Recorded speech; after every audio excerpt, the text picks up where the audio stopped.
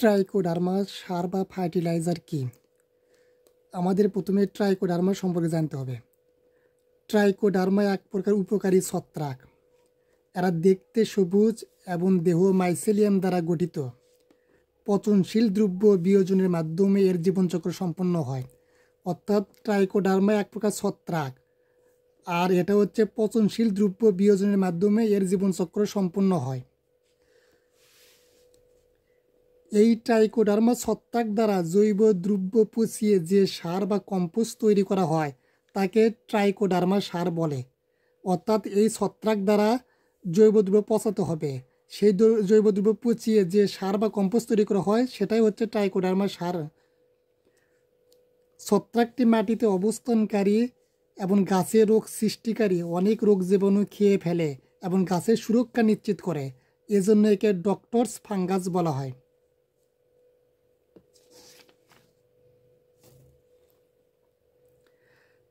Trichoderma সারের গুরুত্ব: মাটির গঠন ও বুনট উন্নত করে, ফলে পানি ধারণ ক্ষমতা বাড়ে এবং কৃষকের আর্থিক সাশ্রয় হয়। অর্থাৎ মাটির গঠন ও বুনট উন্নত করে, মাটি বেশি পরিমাণ পানি ধারণ করতে পারে, ফলে পানি সেচ অল্প দিতে হয় এবং কৃষকের আর্থিক সাশ্রয় হয়। গিলোইটক্সিন নামক বিষাক্ত পদার্থ নিঃসরণ করে। পিথিয়াম নামক ক্ষতিকারক ছত্রাকের উপর বিশেষ কাজ করে, উহার বৃদ্ধি বন্ধ করে দেয়।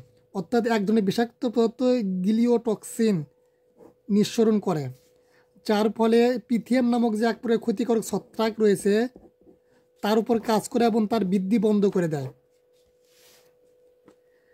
আচ্ছা, এই সার ব্যবহার করলে কমপক্ষে 30% রাসায়নিক সার সাশ্রয় হয়।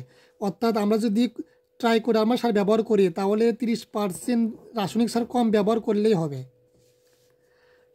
স্বাভাবিক জৈব সার পুষতে যেখানে 6 মাস সময় নেয় সেখানে ট্রাইকোডার্মা সময় নেয় 1 থেকে 1.5 মাস।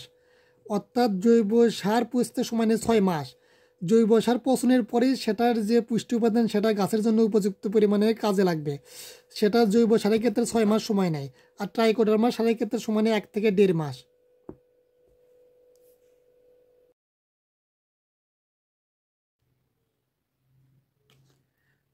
এই তো এটা ট্রাইকোডার্মা সার।